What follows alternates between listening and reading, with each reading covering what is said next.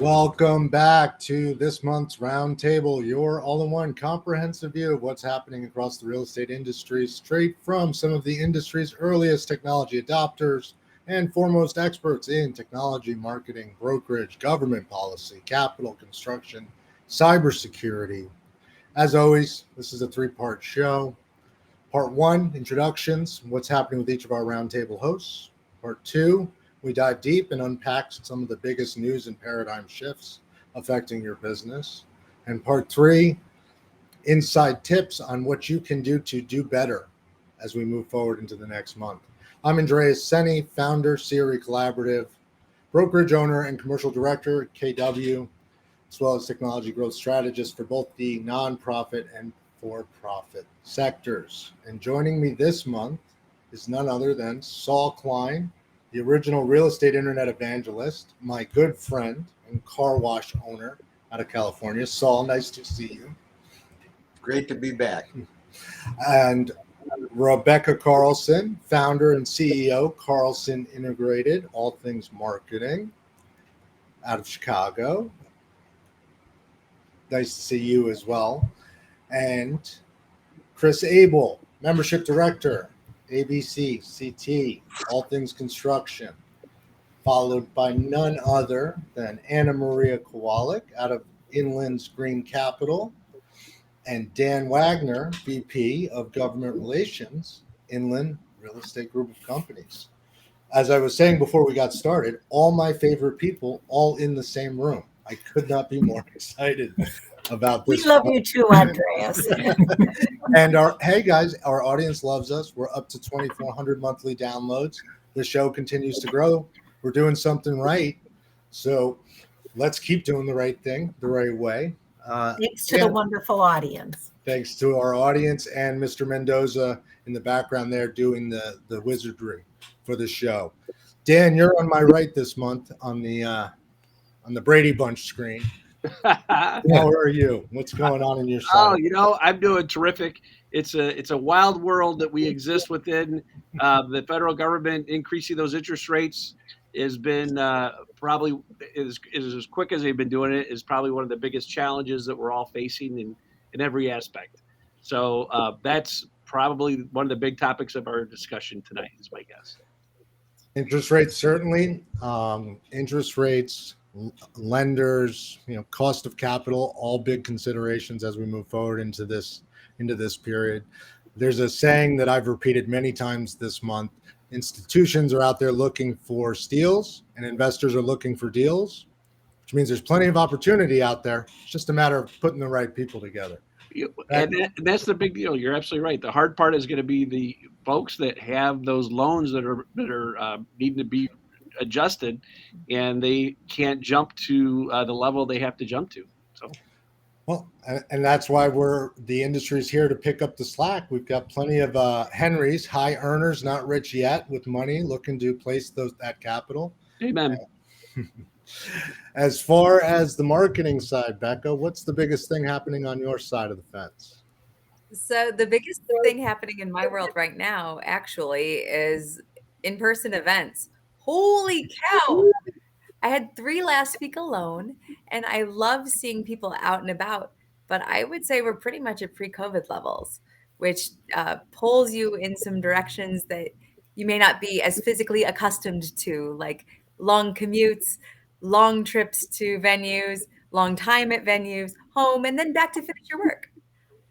Well, so rates increasing, the Fed changes, but events are packed out. People are out there doing business. I mean, that proves the point. Business is moving all around. For sure. Sure. And Chris, how's the construction side? Are people actually building? More in the public sector than in the private side of things. But, just to second Becca, as far as the events go, trying to get the events cranked up for the last portion of the year for ABC and other associations. I see a lot of different associations kind of vying for dates and try and do some cross promotion to make sure that everyone is getting those full buckets of people in person. But as far as the construction side, the cost of kind of the human capital right now is definitely kind of at an all-time high. A lot of the employees have a have a really good spot to put their management and their owners in to try to get what they want at this point. And definitely seeing some supply, not so much supply chain issues, but some materials increases that dipped back in 2022, cranked up a little bit for the first half of this year. So a lot going on. Always something going on. Never a dull moment. Always building. Yes. And well, speaking of building, rates, inflation, I mean, California is always sunny. It's always perfect. And the car wash is always running. Saul, what's going on in California and with everything else you're doing with NAR, San Diego Association, otherwise? Well, it's interesting because it is event season. People kind of lose sight of that, and you hit the nail on the head. Even I've got events. The Real Estate Standards Organization is meeting in a couple of months, and the California Association of Realtors meeting in Anaheim. That's just a drive for me. National Association of Realtors meeting in Anaheim. That's a drive for me. The Council of MLSs is meeting. That's in New Orleans. It's been a while since I've been in New Orleans, so that'll be kind of interesting. So you're right. It's like this is the time. This is event season, and I might even have a trip to Paris in December. That's a long trip from San Diego, but I'm contemplating that. And it's a little early in the month. I haven't got my car wash checks yet, and that's how I really measure how things are doing economically, is by the size of the car wash check as it comes in every month. But I suspect that it is the summer, and we always do better in the summer. But like everybody in the residential real estate side, it's a lack of inventory, high interest rates. You might have read that Fitch Group just downgraded the United States financially. So from what, AAA, Dan, you would probably know, AAA to AA plus. AA plus, yeah. Yeah, so we're going to see, in addition to the Fed maybe bumping rates a couple times, we've got higher risk, at least contemplated by investors, that would probably have a tendency to slow things down. So it's going to be an interesting second half of the year for sure, the last quarter and a half anyway. Well, and, events, and don't worry, Dan, we're going to talk about C5 in just a minute. But before we do, events and the Fed hiking rates add to that. I heard a little supply chain from Chris there on issues. Anna Maria, is everything still green and sunny in your end? I mean, that was low cost of capital, well-funded, and I've never heard a bad thing about cpace. Well, it's still a little tough to get the cpace deals to the finish line. The transactions are taking longer because of all of the above issues, except for great attendance at conferences, which I'd like to get into next. Yeah. But certainly, it becomes a more valuable part of the capital stack, and because of these times and because of some of the challenges. And so it really helps put a little new life and impetus into a project. I do want to address, yes, conferences and in-person events up exponentially, and I'm at so many of them. Currently, I'm coming to you from Minnesota again, but this time for having attended a Twin Cities conference on construction and development. And I want to put this out to you, Chris, and see what you think of it. But a very interesting comment was made on one of the panels regarding workforce and the problems with finding enough workforce. And apparently, their unemployment rate is down under 3%. It's they have a great font of skilled workers, and a couple of the nationwide companies that were represented on the panel ended up saying that they sometimes have to ship their Minnesota workers to other states to get the jobs done. And so I thought that was very interesting to to learn. And I was wondering what you thought about it personally. Yeah, what's interesting is some of those bigger firms. I'm hearing that from some of the larger firms that I work with as well. You hear it from the smaller ones. They say, "Oh yeah, I'm doing this and doing this to keep, I got to keep people busy, keep people busy." The benefit of some of those larger firms is that they do have jobs in different areas. Whether they have a job, I'm obviously in Connecticut, but if they have a job down in, West Virginia or something like that, they have the benefit of saying, "Hey, you know what? We got to not only keep them busy, we got to keep them happy, we got to keep them paid. Let's send them down. Let's dig into our resources and let's send them down to take care of different jobs in different areas." I think the biggest issue we're seeing here, as far as in the Northeast, it all has to do with that skilled labor. Anything that you need a license for is just this backup. Now, the nice thing is the enrollment in some of the schools, at least in the Northeast, is high in regards to apprentices and people that want to, I just had a group come in yesterday while I was working of about 5 or 6, potential apprentices, and they want in. They all want in, so the numbers are good there. The only thing is, it's going to take 4 years to put them through an apprenticeship program. Then the ratio in Connecticut's really wacky, but so I feel like it's almost like the reserves are coming, and there is some hope. The only thing is, it's just going to take time. Yes. And it's just that the licensed trades. But I've heard the same thing where, people are saying, "Hey, you know what? I got 10 extra electricians here. We got a job out there. Okay, let's go."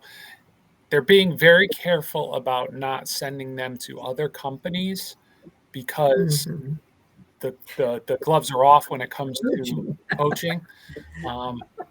But yeah, so I know a lot of the larger companies kind of have that benefit of saying, "Hey, let's pick up this job out there. It may not be our biggest moneymaker because we might have to send people out and spend money on travel and cost and room and board type of stuff. But hey, if it keeps them busy, if we don't take a bath on it, then we don't have to let go or run the risk of, our guys kind of floating around and talking to other people saying, 'Yeah, I'm not really too busy.' And next thing you know, they end up landing with somebody else." So. Well, then, of course, they did mention, too, the importance of reaching students at the high school level and encouraging them to consider trades. And yes, a lot of the recruiters for colleges, as well as the, people doing the counseling at the high schools, tend to always talk up the college education, but it's not for everyone. And trades can make a good, living, and so there was another spur for encouragement in that area, as we've discussed on this panel before. I know something I was always kind of taught was years ago, it's not always how much you make, it's how much you don't spend. And that's what I love about the idea of not taking out tens of thousands, if not 100,000 plus in loans to, I can't imagine being a student of that age right now, having that kind of on my back, coming out with the degree. And again, it's to each his own. There's certain things that, everyone's going to find their little fit, and hopefully everyone finds their fit. But it's a lot of money when you start staring down, 4 years of debt, and then you kind of get into the industry. Something I probably shared at a previous show, and then we move on. But my previous life, I spent a lot of time in the high schools. And I know, Andreas, you and I definitely had this discussion in person at one point. And at the beginning of the year, you walk in and they're required to provide a school profile from the previous year. So you walk into a college fair or guidance visit or whatever the case is, and the counselors will hand you this school profile. They'll leave it on a table if you're at a college fair. And it has all these stats about the school and all that sort of stuff. But it always had either a pie chart, and I'm sure I said this before. It either had a pie chart or a bar chart that would basically say the percentage of who went where.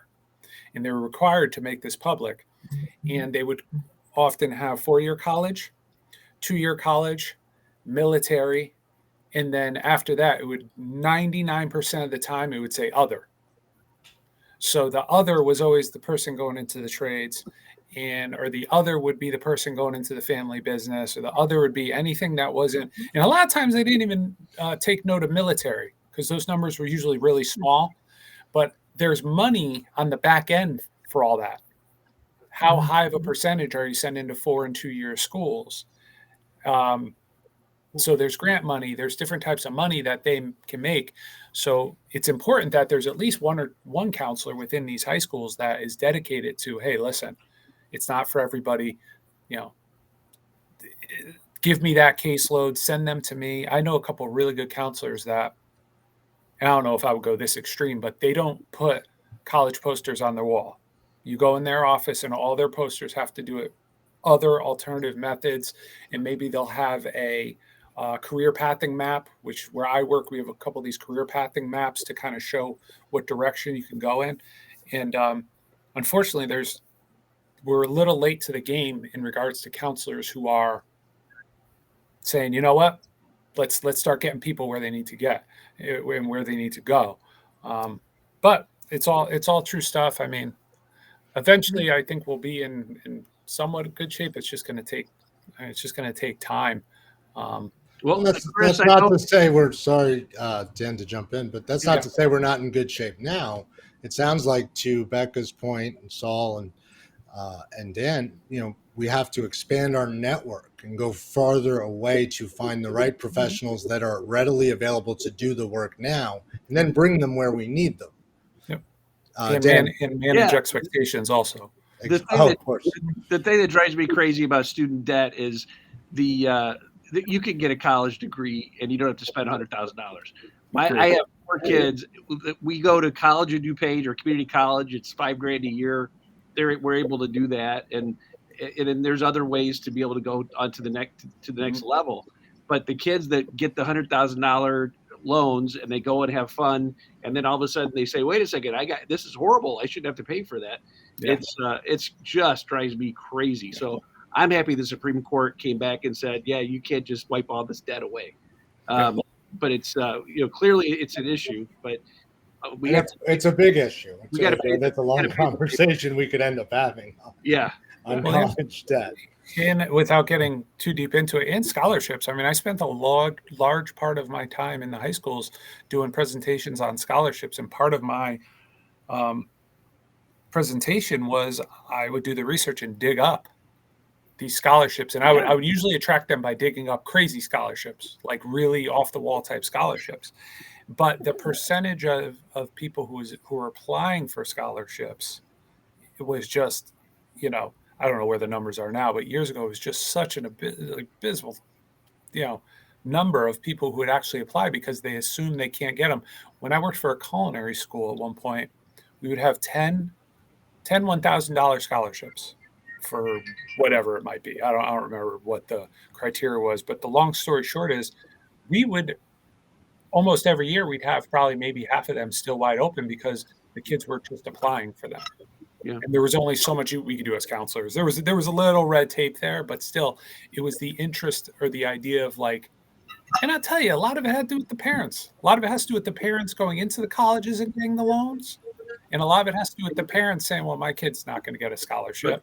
But Chris, you got a guy like Saul who has his IQ is so high that he didn't have to pay for anything because all the schools are going to try to get him in there. Well, I believe Saul went to the Naval Academy, and that was actually his route. I did not pay anything. All right, I got paid to go to college. That's it. Right. Well, there's another way. There's another way to do it. Right there. Right. It's kind of interesting because you say, Chris, the number for the military was small. When I was that age, everybody went into the military. Yeah. You either went into the military or you went to school, because if you didn't go to school, you got drafted and you went to Vietnam. Yeah. And so that was the scenario at the time. And if you wanted to stay out of Vietnam for a short period of time, then you found a way to go to college. And when one of the things I think, so maybe there's some good things happening here because we really need a paradigm shift in the way people think.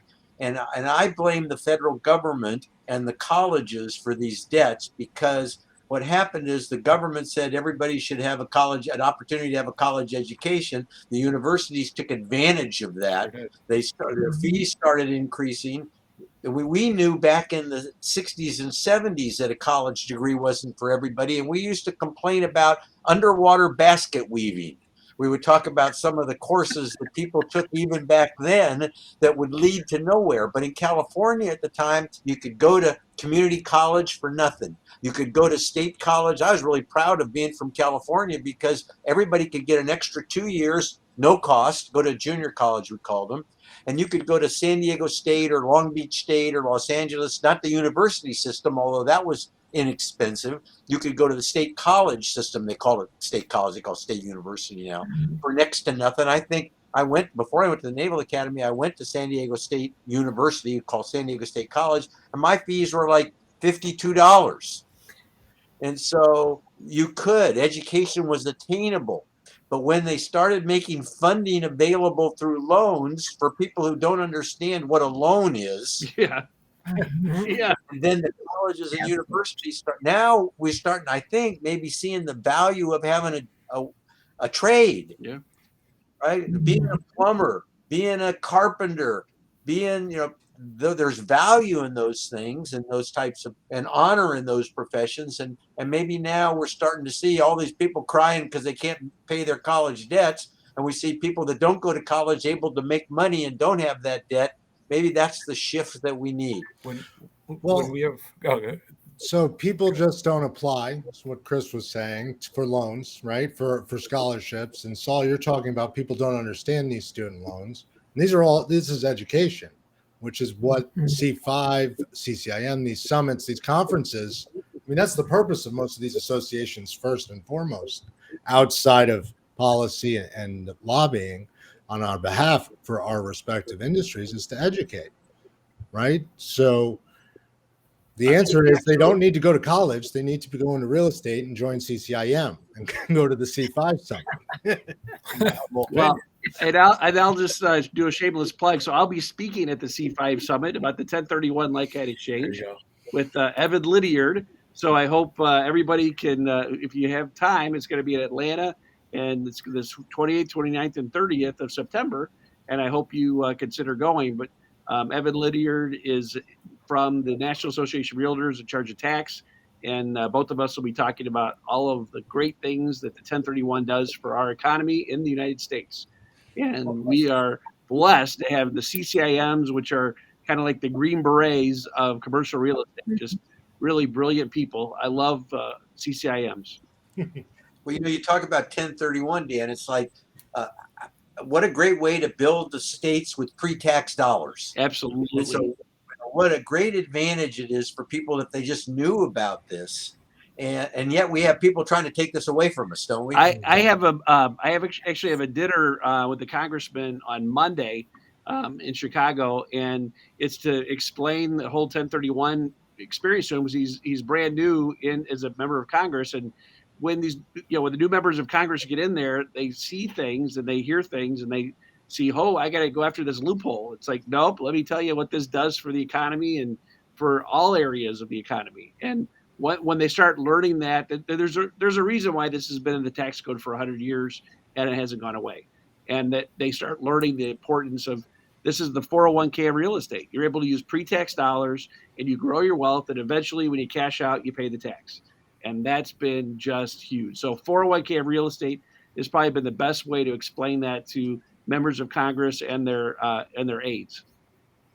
Yeah, so 1031, just a great, great advantage that people need to know more about, but there's nowhere to really learn about it. So it's great that you're out there teaching people and telling them about it, and teaching the Congress people, because they don't have a clue about the advantages that come from this type of thing.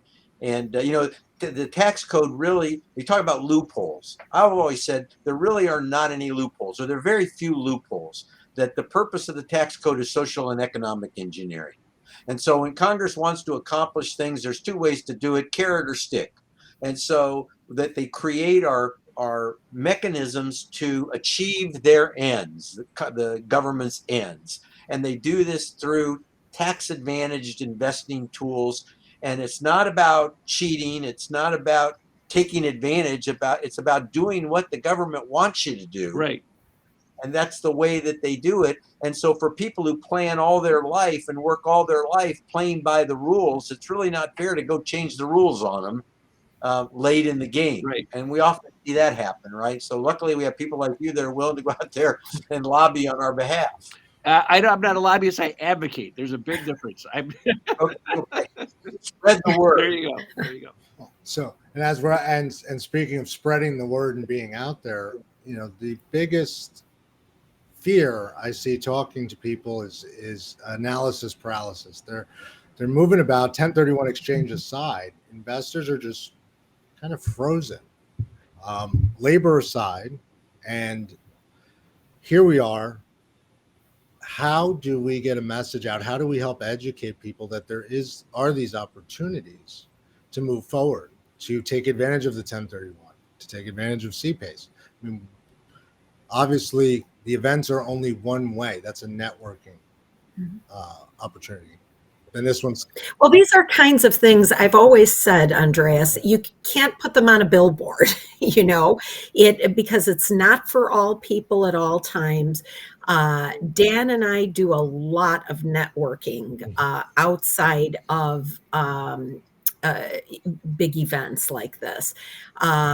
We participate in educational opportunities often through groups like CCIM, as previously mentioned, and in Chicagoland, CAR and NICAR and other groups. And Dan in particular, and not to, I'll toot your horn, Dan.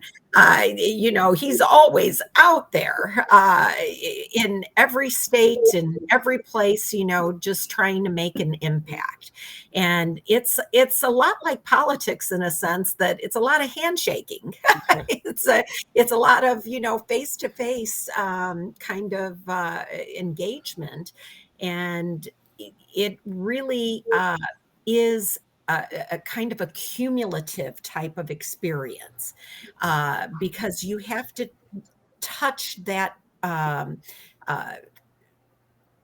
topic or those people at least 5 to 7 times for them to really get to know what your spiel is all about and how it works and the right questions to ask, because suddenly at one point a light bulb comes on over the head and then it starts clicking, and so they know how to absorb the information. So overcoming all the noise that's out there, right? These incentives. There are so many incentives out there that Saul just mentioned, that Dan mentioned. We've got 1031, we've got government regulation, we've got zoning as the way it's meant and purpose built to help us plan for future.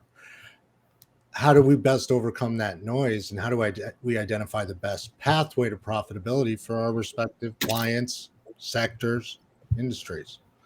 Was the follow-up to that question to Becca and or Dan.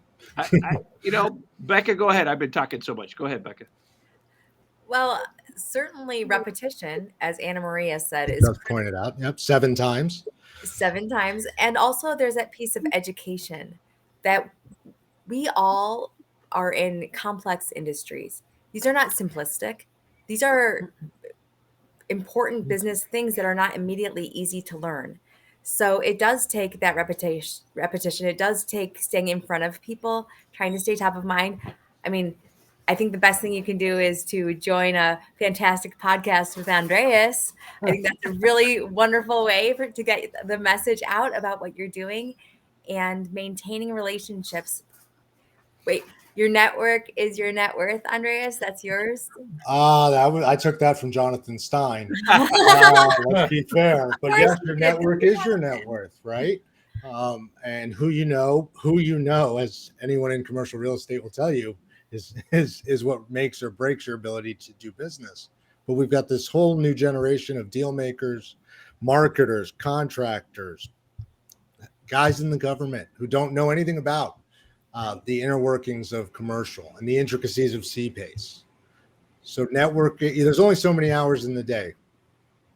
What do you do? Well, what I also think is there's just something that I've been a part of, and most of us have been a part of with the National Association of Realtors, that RPAC that networking that happens through with the realtors, boots on the ground realtors. That when you have a professional person and not just a computer telling you what the numbers are for housing or anything, you actually have a live body who's going to be able to explain to you what's going on. They'll understand if they're worth their salt, which usually the ones that are involved in the association are and very engaged. They know about cpace, they know about CCIM, they know about all these other aspects of real estate, and you want to have the best of the best. And I think there's nothing better than a realtor, the realtor model, to be able to work with the professional that has the most experience, and the ones that I've seen are the ones that are engaged and involved in their local association. I know before I was involved with Inland or with anything in business related to real estate, I was in the insurance business, and I wanted to buy a house. And so, you know what I did? I looked up who's the president of the Illinois Realtors, and I was able to call John Veneris, and God rest his soul, and he's the one that I bought a house from, because I knew he's going to be the best of the business. And he ended up selling another house for me within 24 hours because he was so good. And it's you go to the best, and I think that you go to your association, they probably help out a lot. Saul, I know that you're a believer in that. Yeah, absolutely. I've been a realtor for 48 years or something, right? I got my gold 40-year pin and have Do you? I've participated a lot, and you're absolutely right. And a lot of people will poo-poo the organizations and whether or not they should participate, but you get people who are really interested in their profession. They're really interested in the politics. They're really interested in helping. And I don't sell real estate anymore, but I have an opportunity to make referrals, and I refer to people who I've met, who are in my network, who I know are dedicated, who work time, who understand the issues, and you run into those people more often at your associations, be it at the local, state, or national level. So I'm an advocate for what I call organized real estate, and I have been for a long time, and I put in my share of voluntary hours, and I'll continue to do so. Well, and you don't only get professionals in this organization particularly, but you're getting a full code of ethics. Great. And that is so important, because you want to be dealing with ethical people. And this is a very important point in today's world. 98% of my business has been repeat, reputation, and referral. Having a network, relying on that network, surrounding myself with smart people. My concern for the future is two things, and they both came up today. A gentleman said to me, he's been in the business for 40 years. He goes, I know that I'm smarter than a computer, because when I was flying a plane, the plane wanted to land me in a jungle, and I hit a button and I was able to not land that plane in the jungle and save my life. Whereas the next generation, in my experience, seems to think that the computer is smarter than they are. They don't need to know it. They can just ask the computer, which scares the crap out of me for many reasons. So to your point of educating and being involved, showing up is half that battle. Getting involved and being in a room where you can learn from others as opposed to a computer screen. Associations is the only place I know to do that without huge college fees and tuition needs. It's true. To kind of piggyback off of even going back to what Becca said, as far as all of our industries are not, it's complicated. They're very complicated, and they're not simple. But some of the stuff that we just wrapped around really quick from everybody, if you think about it, the concepts were they're simple concepts. As long as you're around, Dan mentioning who he reached out for to sell a house, that's not. It's in one way, it's brilliant, but it's also so simple. It's so easy. What's the best way to do it? To go after someone and Saul mentioning, where, the who he's going to refer to, who he's going to go to. And it's the same thing. It's the concepts are relatively simple behind how to get where you need to go, but even though the industries are nowhere near simplistic in any way, shape, or form, just the conversations I have on a daily basis, just the few that I had today, with potential members and members of ABC. I'm learning. They're learning from me. We start throwing different things around. And next thing you know, something positive is coming out of it.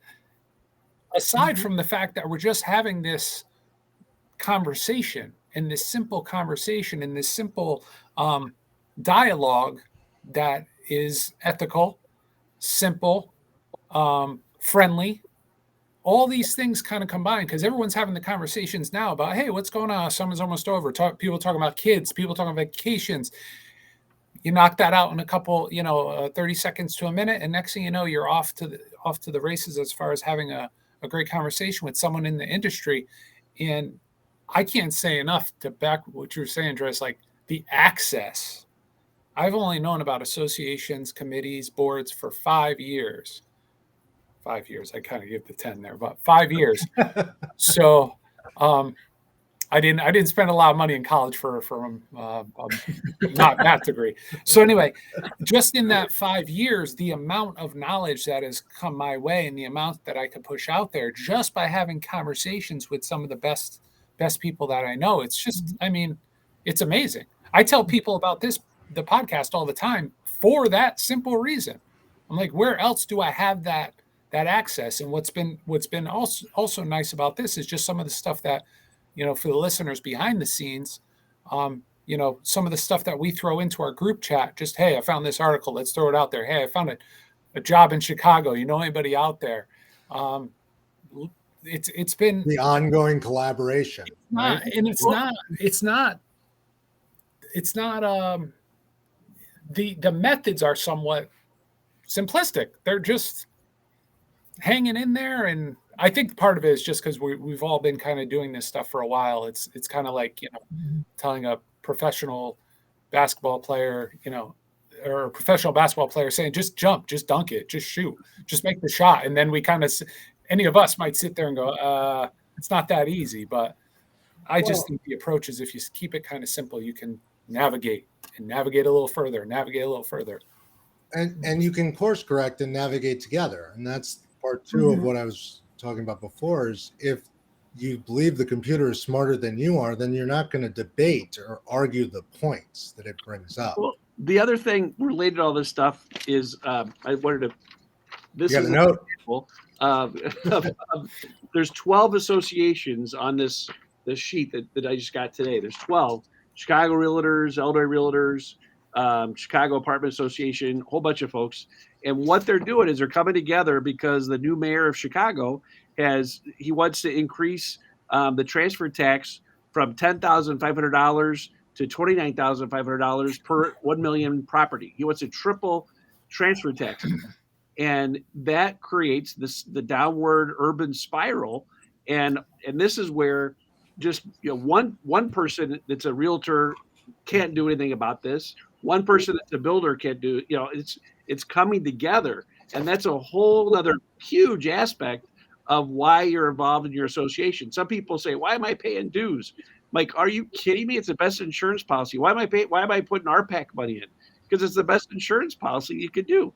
You have the possibility of tripling the transfer tax in Chicago besides all the other taxes. It's unbelievable. But there's 12 industry leaders, ICSC, I mean, you name it, they're all involved in trying to educate members of the city council of Chicago to say this is going to be really detrimental. And I'm sure, in California, Saul, they've never seen a tax they don't like, but you got a lot of groups that are trying to fight. No, it's crazy here. And so we talk about, on the one hand, housing affordability, and nobody can afford to buy. And on the other hand, we want to add taxes to it.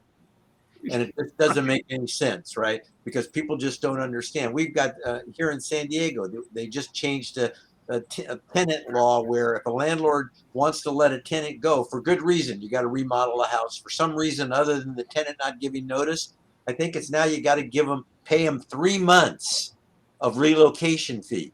Oh, But a lot of these units are owned by mom and pop investors, family properties in the family, and that just makes it outrageous if you've got to move somebody out of a unit to have to pay them 3 months.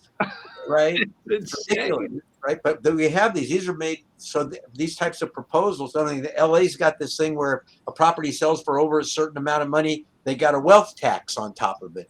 And now San Diego thought that was a good idea, so it's coming on the ballot in San Diego, and it's like over $1 million. Yeah, well, if it's over $1 million, people should be paying the taxes anyway. Well, that's just like the average house in California. It's not like that's a wealthy person's house, right?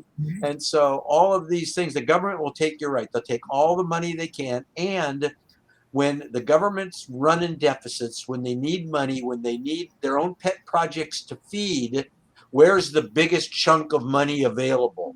And the answer is it's in the real estate. Yep. That's the biggest piece. And that's also the piece that's the easiest to say, it's not fair that these homeowners don't have to pay for this. And it's this fairness thing, right? It's not fair. And we've got a whole generation of people that think the most important thing that there is a whole idea of fairness. There's a lot more to life than fairness, and life isn't fair. But that's the argument we hear. And back to your point, Andreas, about people thinking the computer is smarter than them. In some cases today, I believe it is. I'll second that. Oh, well, I mean, the computers have gotten incredibly good at delivering information. It's where that information comes from that's incredibly important, and that's what's getting lost. I mean, Well, I want to say, I didn't mean the bar is so high that the the computer is so great, right? We know. Well, I mean, you look at ChatGPT as an example or otherwise. I had a new agent, what I must believe is a newer agent, on the other side of a transaction, and we were going back and forth, and all of a sudden there was a response in there on a counter, and I looked at it and I went, "You got that out of ChatGPT. You put what I told you into ChatGPT, and you asked it how to counter." And so I tested it, and I went onto ChatGPT, and I put the same type of prompt in, and sure enough, there it was, almost verbatim. Wow. And I went, and it was obviously it was wrong. It was just the wrong approach, right? But it sounded very well written, which was my first clue. And so but just this week, there was an article that came out about one of the major real estate companies developing their own GPT internally. And I don't know if eventually they'll grow it to the point where they can sell the systems, to other real estate companies. But they're like they're doing this database just for their national company internally, so that their groups in another state can look up demographic information or other data and be more effective and efficient by using this system. And it sounded pretty interesting. Now, something like that in a more controlled environment, and maybe setting a framework, like I said, maybe they'll develop a framework then that they'll, sell to other companies. But other companies, it said in the same article, are looking at doing the same thing as well, or are in some phase of that production. So it was pretty interesting. That is absolutely true. I mean, ChatGPT opened everyone's eyes, just like COVID forced commercial real estate to come online. ChatGPT opened everyone's eyes to AI tools, technology, and assistance, because AI has been around for quite some time. And a colleague said it to me the other day, and it was perfect. ChatGPT, or whichever AI tool you decide to use, is basically just a digital intern. You have to train it, you have to teach it, and you have to make sure it's not hallucinating, regardless of where and how that data is coming from. Because while it may be great at creating a foundation or a quick summary of something, if you don't have the industry knowledge to understand where it went off the rails, you're in big trouble. So major corporations, all corporations, even all the startups in CRETech, commercial real estate tech, everybody's implementing some form of AI. policies and what to do with it, that's really the biggest question. Where can you use it? I mean, Right. marketing's making huge advancements in this area with images and so forth. Go ahead. You know, So I saw a use the other day. It made a lot of sense to me, and that was compliance. Mm-hmm. So you can have AI can kind of look at remarks in a multiple listing service and find those that might not be in compliance with fair housing laws, Mhm. fair housing regulations. Mhm. Sometimes multiple listing services have rules around photos and images where you can't take a picture of your for sale sign and put it in the multiple listing service, and it goes out to all these big portals, and so they don't allow you to do that. And some realtors are kind of smart. They have their license plate, their phone number on it, they park their car in the driveway, and then they take a picture of it. And so there are different things that people might do that are not compliant with the rules and regulations, and AI can be used to help you police that kind of thing. So there are these uses, and people got to just spend more time looking at what they do and where the application can work and where it doesn't work, and it works well in some and doesn't work well in others. So similar how you'd get the lowest guy in the office to go out and check the cars in the parking lot. That type of work, the research work, the repeat tasks, Data points, checking data points, right? going through those large policy documents on 1031 and making sure they didn't slide them in on a different bill, things of that nature. I couldn't agree more. I mean, AI is not only here to stay, AI has to be integrated into your business. Well, there's a company, I look at their stuff, restb.ai, and what it does a number of things. One of them is it can populate data fields from images. Yeah. Right. So that's kind of helpful in the real estate world, right? And you can populate these data fields right down to the type of refrigerator and then the operator's manual hooked to. I mean, just a lot of benefits from using it in a very specific way in your industry, in your work, whatever you're working on. Well, even, as a managing broker or even a manager, right? You've got to review emails. You have all of these contracts and all of these people, things, deals, processes to oversee. If a system can scan those and alert you, flag things so you can prioritize your time, that's very valuable. And that's that's the shortest path to value I see with AI. At least in the way we're get using AI to get people to go down to go into their office buildings and work. No, yeah, we'll see. You can train AI to do anything. That's the We need scary people part. to go and work at their offices because we need people to be able to buy lunch and be able to buy their coffee and all that. We're gonna convert all those offices into housing. Haven't you heard? You've been on the show. Yeah. Enough. oh, it's Hold on. just so easy. Dan, you got to get the government first to make their people go to work. I hear that DC is like a ghost town, right? Right. All these government offices, and if the government's not doing it, I read something the other day that said the government's going to start selling their buildings in DC. It's unbelievable. Yeah, It's unbelievable. We got to get people to work and get them to their offices. Our capital's empty, Springfield. Well, Very quiet. yeah. there is a return to office, right? More and more companies are requiring employees be there instead of 2 days, 3 days, 4 days. I mean, the shift is coming. The overall amount of office that's going to be needed for companies is obviously reducing, but people do better together, which is why at the end of the day, working on AI one-to-one without a collaborative of smart people, a good network to innovate, is where do we go from there? You have to come together. It's proven out. Harvard Business did a study on this. It's why people they can't work from home in the long term. Productivity declines, creativity declines, time and time again. So, Andreas, Go ahead. since we were talking about technology, I was thinking this might be a good time to talk about all of the our opportunity to go see some emerging technology at that little CRETech. Oh, we were going to talk about it. There's shows we have to plug around. So, circling, and thanks for the prompt. Back to events overall.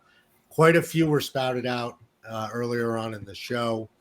CRETech New York, the largest and most innovative conference for commercial real estate technology platforms and providers, where you will meet the industry's elite investors, operators, and most tech-forward innovators. September, join us. Take advantage of our discount code there, CRECo20 NYC at the Javits Center, and hear from everyone from Blackstone to CBRE to the newest innovations in air quality and and smart controls. I mean, it is such an incredible event. I've been going since the event was 80 people. It is now in the Javits Center, which means it's over 1,000 people. Wow. Incredible event here in New York. Saul, I'm a little upset that you listed a bunch of places and you're not coming to New York to see me in September. But that's all right. Second to that, C5, CCIM, huge event coming up. Any of the events with NAR, these are all the places you need to be to grow in your network and grow in your knowledge, right? So, and you can hear me on September 29th talking about the 1031 with Evan Lydiard. Shameless plug. Yes. I love it. I will be at both. Go ahead. I'm going to be at both. I'm very excited. You're going to both. I'll be in New York and Atlanta. So, I always encourage people to go to as many as is reasonable, because there are many. But to each his own. Chris, is there a must-attend event on your side on the construction world? Coming up or just in general? Yeah, I mean, where's the big, outside of ABC, right? Here's your shameless plug. Yeah, Associated Builders and Contractors. What's the big event? There was just the one down in Vegas. We always go to the Vegas events. Yeah, I don't even remember the name of it, but I know that the majority of my industry was down there, and I had a couple smaller things up here. So I will double check on that, and I'll let you know. But as far as on the ABC side of things, we have the Northeast Regional Conference coming up towards the end of September. And as far as locally, we have another Brews with Builders up in your neck of the woods, Andreas. So hopefully we'll see you out there. I'll get you the date for that. And then we have New England Women in Construction Summit is coming up on September 15th. Keynote speaker is Elizabeth Smart, abduction survivor and new ABC News contributor. And ABC is a proud partner of that. So I will be at that event. And it's just a full calendar. It's a full calendar. It's exciting stuff to be out there. And, and if there's not an event going on, it's almost like I'm making some sort of event, whether it's getting some members out for lunch or whatever the case is. There's just, everyone's into it. Everyone's into networking. Everyone's into grabbing a cup of coffee, grabbing lunch. Everyone's it's exciting stuff. Well, you never say no to a free lunch, right? Especially in commercial real estate. Yeah. You don't know where that relationship will go and what path it can take you to profitability. And look at this call. Each one of us with our own different interests and areas. Yep. How many ways have we crossed over and referred to each other?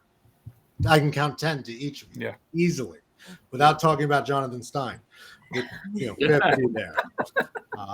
And so, Saul, on your side, I mean, you've been to events big and small. Rezo is a hot topic on the data side and standard side globally. What is the biggest event you would encourage younger commercial real estate professionals? And by younger, I mean newer to the profession.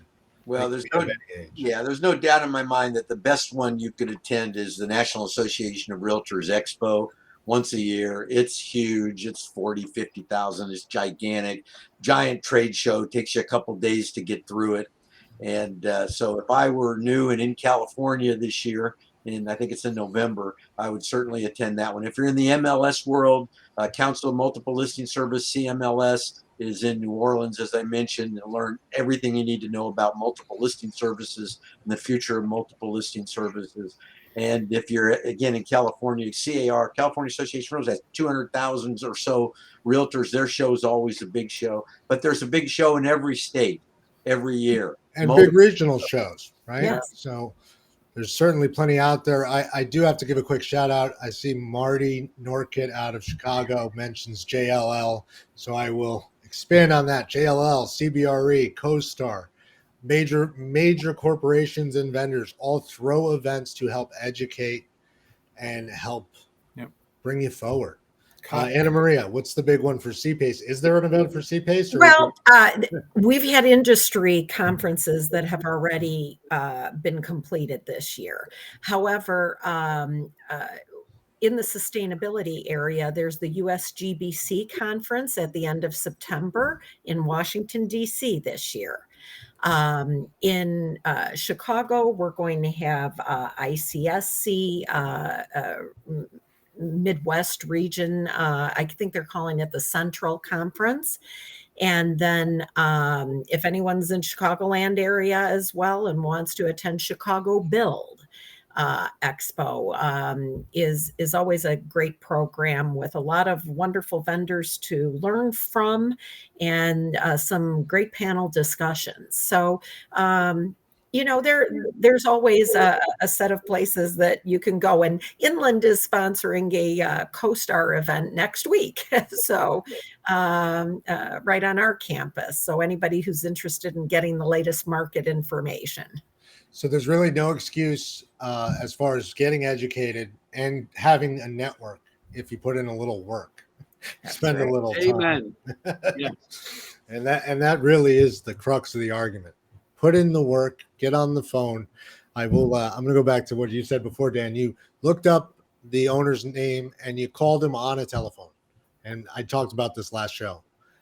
Get on the phone and call people. Please don't text. It's terrible. It's driving me insane from a business standpoint. That being said, we've given conference recommendations, association recommendations. What's the one thing you want to give to our audience around the room? Dan, after you. The 3 S's in real estate right now that are doing great: student housing, self-storage, and senior housing. There you go. Really? You're going to bring up self-storage with the recent consolidation and now at the end. But yes, next month, we're going to talk about that more. Rebekah? Collaboration. I actually wrote it down long before you mentioned it, Andreas, but collaborate with people in other businesses, other parts of your industry, like we talk every month here. Make sure that you are widening your circle to include additional people that don't do what you do. It will pay out in spades. And you don't just mean like a BNI or a Toastmasters. You mean actually, don't go into, don't go into it because you're looking for a referral. Go into it because you're looking to learn and grow and then see what happens. Yes. Which is a mistake I see some professionals here. They're like, oh, I'll go right into that BNI because I'm guaranteed business. No, you're guaranteed business if you show up anywhere, but you have to show up. Chris, what's the one takeaway for you, sir? Yeah, I would say, the biggest thing in the construction side thing is managing expectations. The owner should be as far as the subcontractors should be managing the GC and CM's expectations. The GCs and CMs should be constantly in communications with the owner. There's a lot of different stuff over there. You got these rooftop systems that are starting to come in from 45 and 60 weeks a year out from when they were ordered, and they're starting to get put in. That doesn't mean that every piece of equipment is coming in that they ordered. So everyone needs to kind of manage expectations on the jobs. And then last thing is ConX. ConX is the huge construction trade show. I think it's like every 2 or 3 years in Vegas. So that's the big one, but pretty much it. Fantastic. And Saul, what's the one suggestion you have for the industry as a whole? I would say maybe walkability. Walkability, right? And place matters. Place matters. Oh, so location. I'm sorry. Is that what you said? Another way to say that, right? But now instead of drive till you qualify, yeah, Now, everything in one spot, walkability, pay attention to it. Opportunities will spring up that you never thought would be there, all based on this concept of walkability. Well, which is an old idea. And you, like Dan here, you're going to bring up walkability and transit-oriented development at the end. We're going to come back to that one next month because there's so much we can talk to. Anna Maria, what's the... From this hopeful optimist, the future is green.